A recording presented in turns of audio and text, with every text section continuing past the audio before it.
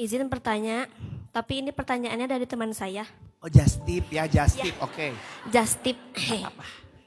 Nggak apa-apa. Jadi teman saya mengalami KDRT di dalam rumah tangganya. Sudah hampir 1 bulan dan teman saya sudah berpisah rumah sekarang. Terus keluarganya, kerabatnya, teman-temannya semua menyarankan menyudahi saja hubungannya karena sudah terlalu fatal gitu. Tapi di dalam hati kecilnya masih ingin bertahan, masih ingin bersama-sama gitu. Nah,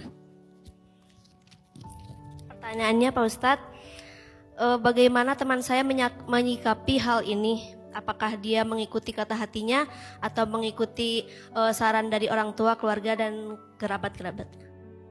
Rasulullah Shallallahu Alaihi Wasallam, ma daraba Rasulullah Shallallahu Alaihi Wasallam syai'an qad biyadihi walam ro'atan wala khadiman wa illa ayyujahada fi sabilillah. Nabi itu nggak pernah mukul apapun dengan tangannya, tidak seorang perempuan, tidak seorang pembantu, kecuali dalam peperangan. Itu cowok sejati itu kayak gitu. Kalau mau tarung ya di ring ya. Kalau tarungnya sama istri sama perempuan ya itu bukan cowok. Cowok sejati itu ya tarungnya ya di perang. Nabi cowok sejati. Dan ma daraba syai'an qat, bukan insan qat, bukan satu orang pun, tapi syai'an, bahkan makhluk apapun gak pernah dipukul sama Nabi. Terus gimana cara Nabi naik onta dengan naik kuda?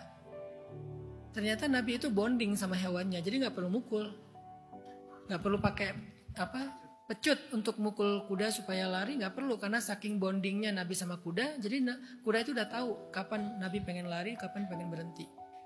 Apalagi makhluk yang bernama perempuan atau anak atau cucu, bahkan pembantu, dalam bahasa dulu disebut budak, bahkan budak pun gak pernah dipukul sama Nabi. Mukul yang gak menyakiti aja enggak, walaupun ayat mukul itu ada di Al-Quran. Nasihati istri kalian, pisah tempat tidur, pukullah dia dengan pukulan yang tidak melukai. Apa arti pukulan yang tidak melukai? Gini. Dalam Islam boleh gini doang, untuk menunjukkan kalau suaminya serius. Tapi di sini menunjukkan betapa Islam itu elegan banget ya. Kayak gini disebut mukul. Kebayang gak sih kasih sayang dalam Islam? Kalau kayak gini aja dibilang mukul, gimana sayangnya coba? Kalau mukul cuman jangan gitu dong, mukul. Di kita kan mukul gak gitu kan? Mukul ya mukul gitu kan? Kalau Islam mukul itu bagiannya ini lagi ditentukan, gak boleh bagian lain, hanya bagian lengan. Dan kebayang gak gimana lembutnya laki-laki dalam Islam dari ayat itu? Jangan lihat sisi, kok Islam boleh mukul? Coba bayangin dulu mukulnya gimana nih? Ternyata mukulnya di lengan terus gini. Kebayang gimana sayangnya? Kalau mukulnya aja kayak gitu, padahal menurut kita itu sayang itu. Kayak bercanda gitu ya. Jangan gitu dong, kamu romantis banget. Ternyata dalam Islam itu mukul loh teman-teman. Kebayang gimana sayangnya. Jadi coba lihat POV-nya yang berbeda. Jangan lihat POV yang emosional, subjektif. Wah ternyata Islam itu kasar, boleh pukul istri. Mukulnya yang tidak melukai, bagiannya juga bagian ini. Dan tidak melukai itu cuman kayak gini. Nabi Ayub pernah bernazar mau mukul istrinya karena istrinya mengeluh. Setelah beliau sembuh, beliau ambil sehelai rumput, beliau pukul istrinya pakai rumput. Itu mukul pakai rumput. Kurang romantis apa Nabi Ayub? Pernah dipukul pakai rumput? Seromantis itu Islam. Jadi Nabi tuh kayak gitu aja gak pernah, bayangin. Kayak gitu aja Nabi gak pernah walaupun ada ayatnya.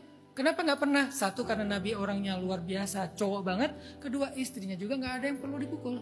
Saking solehannya. Walaupun kalaupun dipukul cuman gini doang, itu aja gak pernah. Saking terjaganya keluarga Nabi, saking menjaganya Nabi kepada orang lain. Pernah sih gak sengaja, kalau gak salah namanya Ukasyah. Pas Nabi lagi waktu itu kayak megang apa gitu, terus kayak megang cambuk walaupun gak untuk memukul, kena Ukasyah atau gimana lah ceritanya. Terus Ukasyah minta dikisoskan, dibalaskan. Di akhir hayat Nabi, Nabi buka bajunya, dipeluk sama Ukasyah. Itu doang adegan mukul yang gak sengaja. Jadi teman-teman, memukul pasangan salah satu di antara kedurhakaan suami kepada istri atau istri kepada suami. Karena istri yang mukul suami juga ada. Yang digebukin suaminya diam aja karena nggak tega sama istrinya. Ada. Walaupun yang lebih banyak suami ke istri atau orang tua ke anak itu juga banyak. Ibu, ayah sama durhaka itu. Itu namanya durhaka. Terus bagaimana perempuan yang dipukul ini? Sikapnya gimana? Kalau di zaman Nabi ada hadis gini. Tidak ada kifarat bagi budak yang dipukul kecuali dimerdekakan.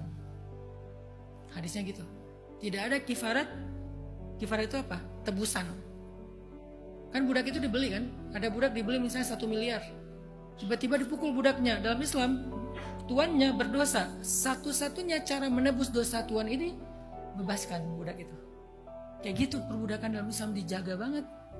Sampai kemudian pelan-pelan dihapuskan. Ketika masih ada pun, karena ini kan menghapus beberapa budaya itu nggak sekaligus dalam Islam. Ada tahapannya. Sampai Nabi wafat baru selesai. Tapi ketika ada pun masih perbudakan, sekelas mukul budak aja, walaupun dibelinya 1 miliar, 2 miliar, 3 miliar, nggak ada ampunan kecuali dengan cara dibebaskan. Jadi nggak ada tuan yang berani mukul budak, karena rugi mereka. Sekali mukul, taubatnya cuma 1, bebaskan. Rugi 1 miliar, 2 miliar. Kalau budak saja, kifaratnya adalah dibebaskan, apalagi istri. Maka istri berhak sekali untuk meminta kebebasan itu.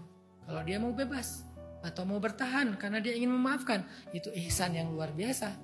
Balik lagi ke perempuan tersebut. Silahkan dia pilih antara ihsan atau bebas, dua-duanya halal bagi dia.